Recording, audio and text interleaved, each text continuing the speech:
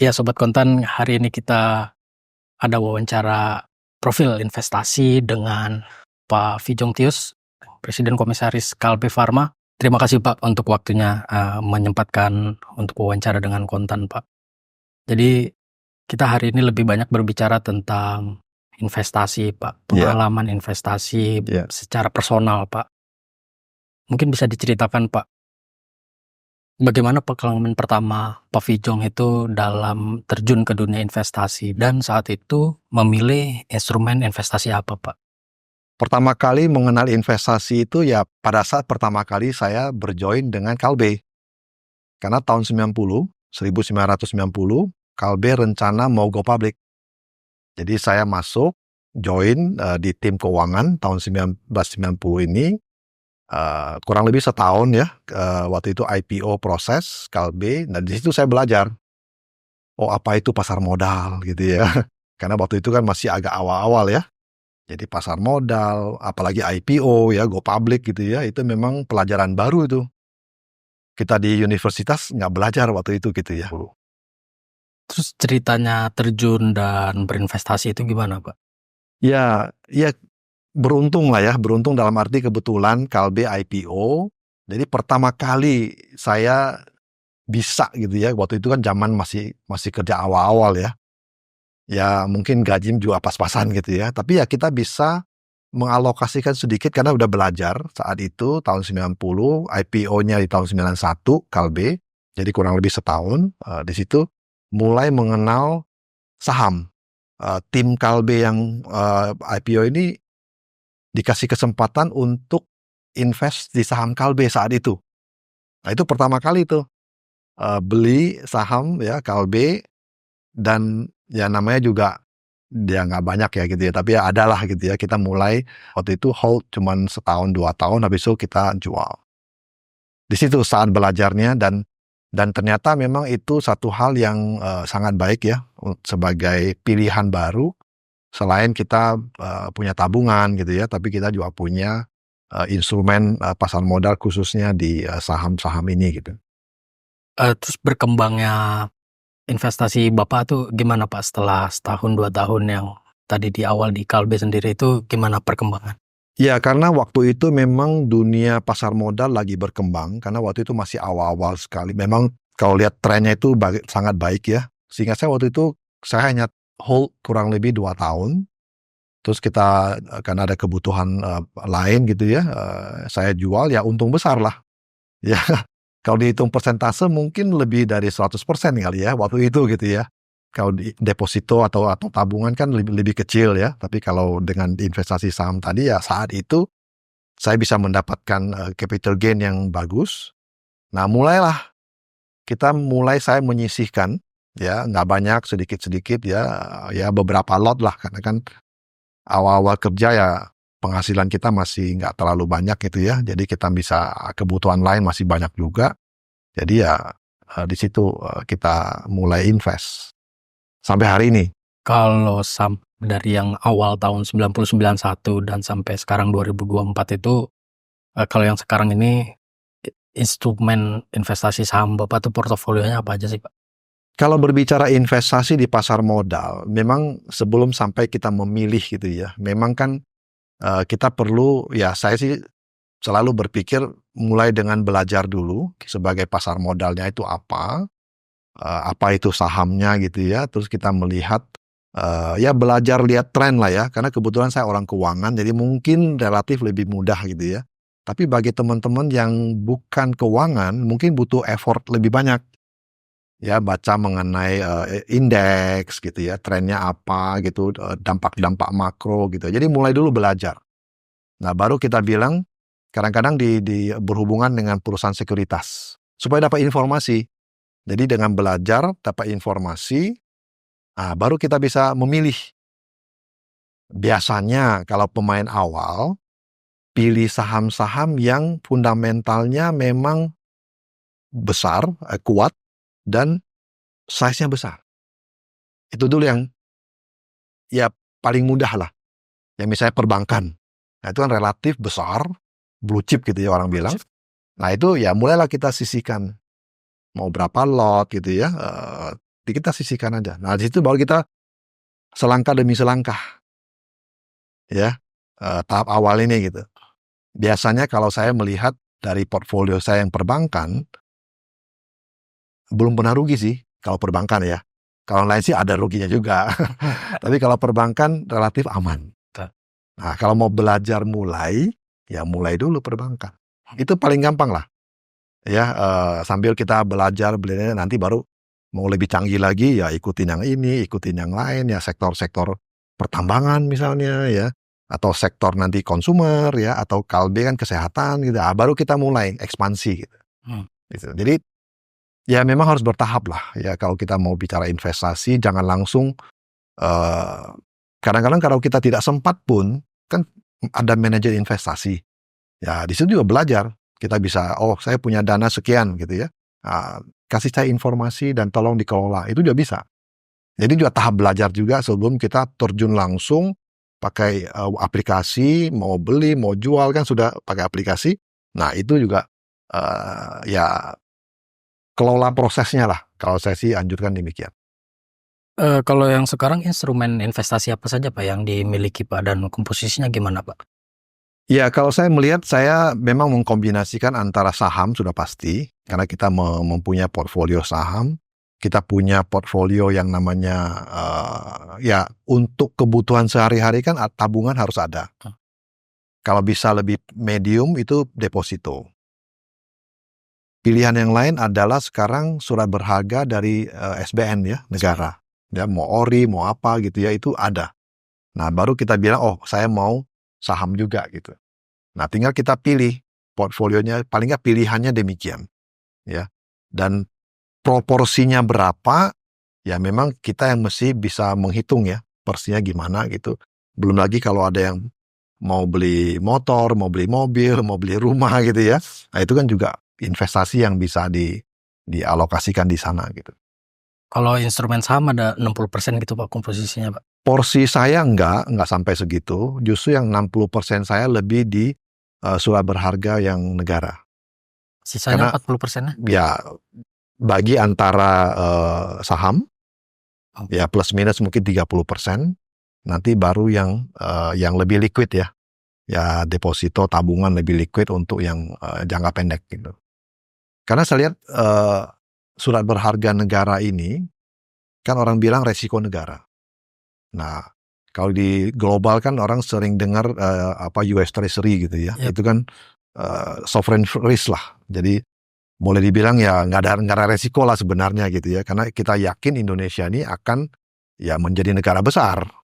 Ya karena trennya kan bagus tuh dari perekonomian dan segala macam. Jadi saya rasa mengambil porsi obligasi negara kita ya saya rasa aman. Dengan tingkat bunga yang relatif menarik ya. Dibandingkan dengan yang sifatnya deposito ataupun yang tabungan gitu. Kalau ke instrumen kripto kayak gitu Pak, ada ketertarikan juga nggak sih? Pernah? Saya pribadi tidak ikut. Oke. Tidak ikut ke sana ya karena menurut saya, karena saya termasuk orang yang tidak terlalu spekulatif. Jadi ini kembali lagi tipe ya. Tipe ya. Jadi investasi juga tipe. Oke. Ada yang memang kadang-kadang kalau kita berbicara dengan manajer investasi kan dia disuruh tawarin nih. Yeah. Mau yang lebih ke arah fixed income gitu kan, atau yang mau ke kombinasi yang lebih ke arah trading atau spekulatif gitu ya, itu ada pilihan. Nah, saya selalu memilih yang memang lebih konservatif. Itu pilihan masing-masing beda-beda ya. Ini strategi Bapak lah. Betul. Karena bagi saya, kan saya tidak monitor secara harian. Beda, kalau ada yang punya waktu, monitor harian, nah porsi sahamnya boleh naik. Oke. Mungkin bisa separuh gitu ya, 50% misalnya. Itu boleh. Karena dia spending waktunya, dia ikutin. Ya, jadi up to date gitu loh. Nah, kalau saya kan bisa ketinggalan informasi gitu kan ya. Kalau kita alokasinya terlalu besar. Nah, itu yang saya lihat memang tipe daripada investasi ini kita mesti samakan ya dengan interestnya kita gitu. Dengan strategi yang Bapak sebutkan tadi, sebenarnya nilai-nilai atau prinsip apa Pak yang dipegang selama berinvestasi Pak? Ya, saya rasa satu memang kalau investasi ini orang bilang ya memilih kombinasi antara aman dan untung kan. Yes.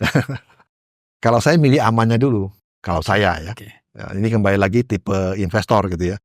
Saya milih aman, nah bagaimana mas untungnya ikut gitu loh ya. Jadi antara aman dan untung ini kita kombinasi. Nah itu yang kita bilang portfolio tadi. Bagi saya kan karena karir saya kan profesional. Kita mainnya lebih kepada aman plus keuntungan tadi gitu. Nah, itu portfolio yang kita pilih tadi. Ya sehingga kita bisa lebih yakin, even sebagai saham pun kita juga saya punya pribadi bahwa berapa sih kalau tren lagi naik, berapa saya keluar gitu. Karena kadang-kadang ada saham-saham tertentu yang dalam tanda petik bisa bergerak cepat gitu ya. Kadang kan turunnya cepat juga. Nah itu kita harus punya patokan. Oke, kalau saya plus 20%, saya keluar. Nah itu kan prinsip. Mungkin ada investor lain, 20% mah kecil gitu ya. Tunggu sampai 50%. Ya boleh-boleh aja sih. Pilihan masing-masing. Jadi bagi saya kalau plus 20 saya bisa keluar gitu. Nah itu adalah pilihan bagaimana kita disiplin di dalam investasi. Pak, penonton juga pengen tahu Pak, dalam berinvestasi gini, boleh diceritain nggak ada pengalaman baik atau buruk yang pernah dirasakan selama berinvestasi kayak gitu? Benar orang bilang high risk, high gain. High gain ya? Tapi high loss juga. Jangan lupa gitu loh. Jadi selalu ini kombinasi. Jangan hanya lihat gain gitu ya. Ya suatu saat bisa loss benar gitu loh. Dan itu banyak contohnya. Ya, sehingga pada saat kita memilih investasi, memilih saham, memilih kapan masuk, kapan keluar, itu kan pilihan. Makanya kenapa saya bilang kalau saya dalam tanda petik ikut orang tren gitu ya, ada arus saham tertentu naik gitu misalnya. Boleh, saya alokasikan sedikit. Saya ikut. Tapi kan saya punya patokan. Kalau saya sudah gain 20%, saya keluar. Mungkin ada investor lain, udah tunggu lagi. Totalnya, disiplin di dalam menentukan kita punya KPI. Bagi saya, kalau yang ikut arus, yang trennya 20%, bagi saya sudah cukup. Bagi saya. Menentukan sikap. Itu yang membuat posisi portfolio kita, kalau bicara potensial loss-nya, lebih terkontrol. Itu prinsip saya. Gitu. Lebih terkontrol. Mungkin hitungan portfolio, lo kan untungnya sedikit dong. Ya nggak apa-apa. Itu pilihan lagi. Loh daripada obligasi berapa sih? 7%? 7-6% ya? Iya. Loh kalau saya dapat 20, udah bagus ya. Tapi setelah berapa lama pada akhirnya menetapkan, sepertinya 20% cukup kayak gitu tuh. Setelah itu kan pelajaran pasti panjang tuh Pak. Ya itu memang waktu awal-awal nggak ngerti. Kan sekarang baru ngerti gitu kan ya. Waktu awal-awal ya sebenarnya awal-awal udah untung udah jual. Kalau waktu awal. Jadi udah dapat untung udah seneng kan gitu kan. Apalagi waktu itu kan belum married gitu ya. Belum punya rumah gitu. Yang penting wah udah dapat untung 10% udah seneng gitu. Itu contoh-contoh awal ya. Ya. Kan kita berbicara sustainability kan ini kan bicara terus-menerus ya kan. Nah itu yang saya lihat memang mulai perjalanan masing-masing orang gitu ya, lain-lain gitu ya. Pada satu saat dia akan ngerti. Nah waktu dia ngerti ya sudah. Kan ada investor yang kalau kita baca-baca ya, dia beli terus dia tunggu lagi setahun, kan ada yang begitu. Karena dia anggap setahun lagi saya baru lihat. Itu yang menurut saya memang proses ini harus dijalanin. Anjuran saya jangan terlalu agresif lah. Gitu. Itu aja. Lebih konservatif, untung memang lebih sedikit, tapi rugi pun juga terkontrol. Nah itu. Yang penting portfolio kita plus. Kan selalu udah lihat ya laporannya kan, portfolionya Anda sudah positif misalnya berapa persen gitu. Positif 25, positif 35 gitu kan. Ya. Lama-lama, kalau kita sudah ikutin tren, kita seperti ada feeling. Ada feeling nih, karena ada feeling. Mungkin sudah, ya bukan awal ya, tapi kalau sudah ikutin bertahun-tahun ya, kamu punya feeling. Kalau rupiah lagi melemah, mungkin saatnya saya boleh beli. Coba diperhatiin gitu. Dan saya buktikan itu betul. Rupiah melemah, biasanya cenderung indeks turun. Ya kan? Nah, terus ya kita beli sedikit. Beli sesuai dengan alokasi kita gitu. Nanti waktu rupiah menguat, dia naik lagi, kita lepas. Jadi kalau kita mainnya tektokannya begitu, ya, saya lihat sih aman lah gitu ya. Sebenarnya waktu awal-awal kerja tuh kalau nggak kenal Kalbe mungkin nggak terjun ke investasi gitu Pak. Kalau dipikir-pikir iya kali ya. Iya Jadi Pak ya. karena waktu itu misalnya saya kan kuliah di Trisakti ya. Bapak tapi asli dari Pontianak ya kalau nggak salah? Saya Pontianak ya, kuliah Trisakti, terus kerja akuntan publik sebelum Kalbe gitu ya. Jadi memang nggak kenal itu namanya pasar modal. Bener-bener nggak kenal itu, nggak pernah denger gitu ya. Setelah kita, makanya saya bilang saya beruntung juga. Pas masuk Kalbe, pas Kalbe IPO, pas juga di situ mulai dikenalin apa itu. Semuanya belajar di situ ya kan? Malah belajar peraturannya, ya kan? Kan mau go public nih ya, belajar peraturannya, cara mainnya gitu kan. Kalau tahun 90-an kan masih pakai papan tulis. Waktu pertama kali diperkenalkan reksadana misalnya. Nah itu kan awal-awal juga tuh.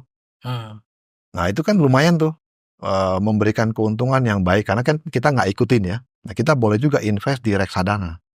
Nah kita pilih reksadana yang kombinasi antara obligasi, fixed income, dengan saham. Nah kita tentukan aja, oh saya punya uang sekian juta, ya saya masukin aja ke reksadana. Itu juga boleh, salah satu instrumen yang kita bisa sisihkan gitu. Nah di portfolio saya reksadana sudah sedikit. Dulu banyak, tapi saya kurang-kurangin gitu. Karena saya lihat beberapa reksadana belum ada yang cocok sama saya gitu. Jadi saya turunkan portfolionya. Tapi dalam pandangan Bapak sendiri sebenarnya investasi dalam hidup itu yang terpenting tuh apa sih Pak? Nah tinggal mau investasi apa nih. Kalau investasi hidup yang berhubungan dengan ekonomi, tadi kita udah cerita banyak ya. Iya.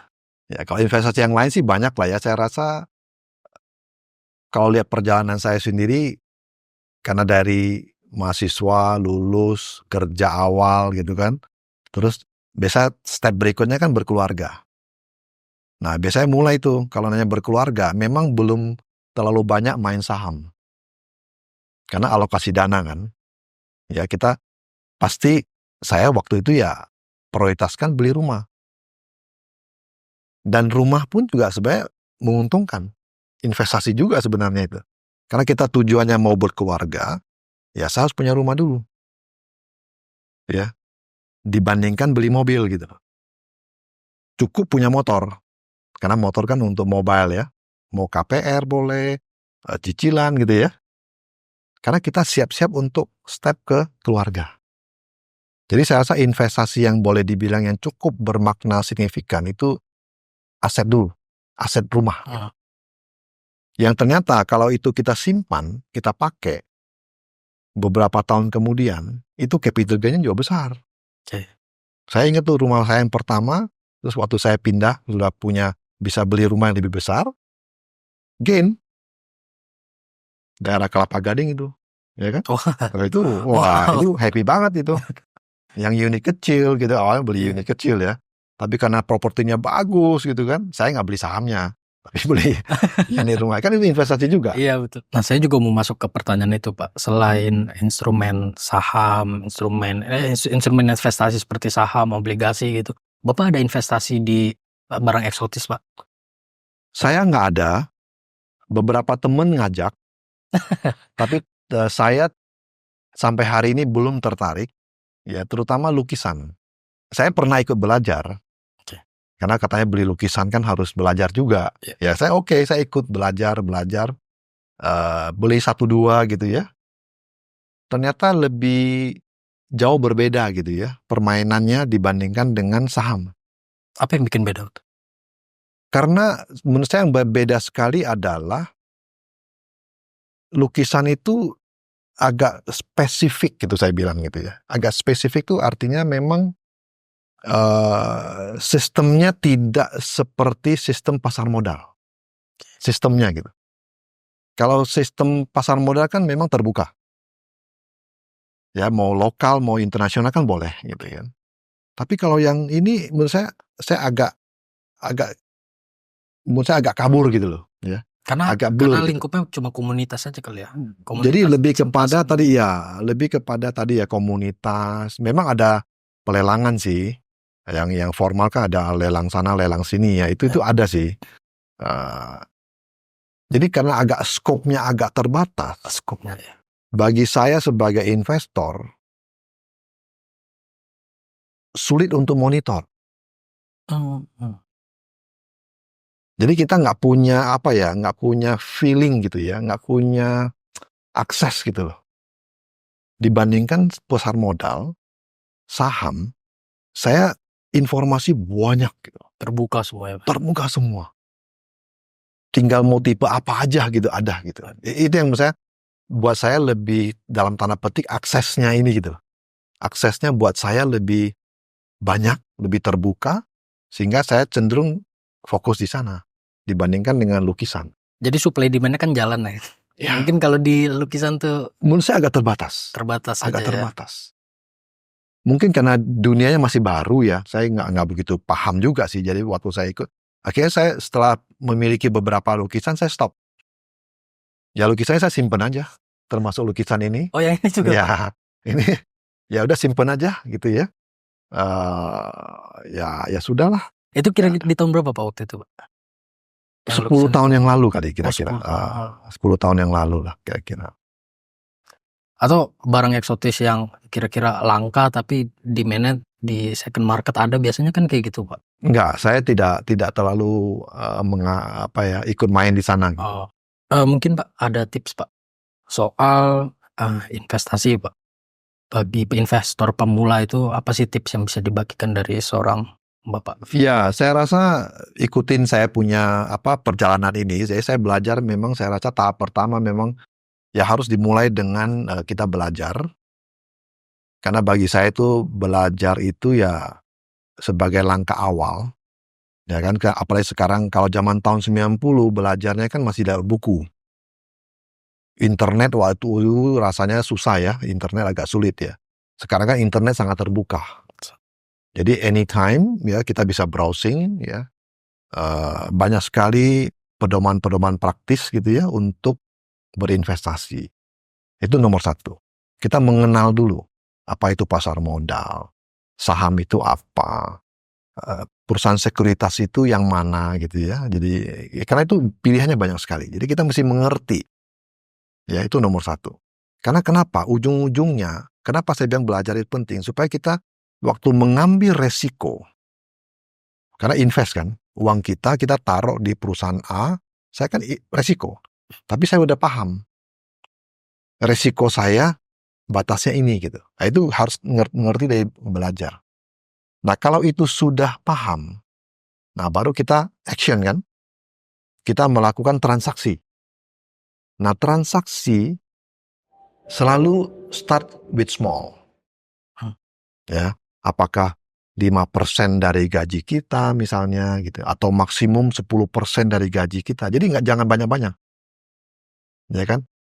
Punya gaji 5 juta, ya saya mungkin spend 10% misalnya. Karena sekarang kan satu lot itu kan nggak terlalu mahal. Itu juga belajar. Belajar invest gitu. Ya kan? Nah, habis itu monitor. Bisa monitor lewat berita, lewat kontan, kan banyak ya rubrik-rubriknya ya mengenai pasar modal gitu. Ikutin aja story-nya gitu. Apakah saham yang sekarang yang saya beli ini trennya apa nih gitu. Ada berita apa gitu. Ada berita positif apa. Jadi ikutin. Jadi itu monitor tahap ketiga. Nah baru kita bilang ya oke lah kalau untung sedikit saya jual. Nah jadi mulai gitu transaksi. Nah dari situ akan terakumulasi pengalaman. Nah, mulailah pengalaman ini akan mengajarin kita untuk mungkin lebih berani misalnya. Oh, saya punya uang lebih, saya masukin gitu. Jadi, lakukan secara bertahap ya. Sampai satu titik sudah lebih canggih misalnya ya. Sudah bisa analisa fundamental misalnya. Bahkan teknikal. Bahkan teknikal misalnya itu ikutin kursus kan banyak tuh. Yang online itu. Yang gratis pun juga banyak. Yang gratis juga banyak gitu. Jadi saya rasa itu kan konsepnya belajar. Berarti 2 poin tadi adalah belajar dan mulai dari transaksi yang kecil ya Pak? Kecil. Karena kalau misalnya pada saat kayak kita bilang, kita ambil contoh saham perbankan misalnya relatif fundamentalnya bagus, ya kan. Sampai ada beberapa analis bilang, even nggak perlu dimonitor pun juga masih boleh. Karena mereka yakin fundamental perbankan Indonesia itu kuat.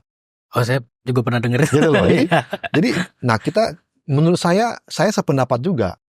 Karena kita ikutin kan, perbankannya kan satu relatif besar, blue chip, transaksi harian tinggi, Tinggi, asing banyak. asing banyak.